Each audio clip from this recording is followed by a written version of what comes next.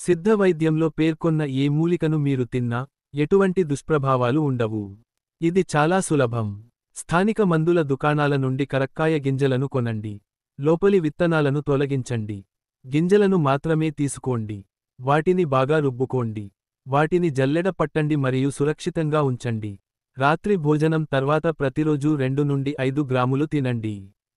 పైన పేర్కొన్న 26 వ్యాధుల నుండి పూర్తిగా విముక్తి పొందుతారు. వ్యాధి లేకుండా దీర్ఘకాలం జీవించండి. యవ్వనంగా మరియు సంతోషంగా ఉండండి. జీవితాన్ని సంతోషంగా ఆస్వాదించండి. కరక్కాయ గింజలు చాలా రకాలు. ఏది ఏమైనా, ఒకేలాంటి మూలకాలు, పోషకాలు, లక్షణాలు మరియు ప్రయోజనాలు కలిసి లభిస్తాయి.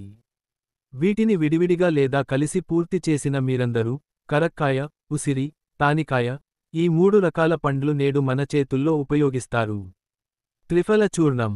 వ్యాధి స్వభావం మరియు శరీర తీవ్రతను బట్టి వీటిని తిని ఆనందించవచ్చు.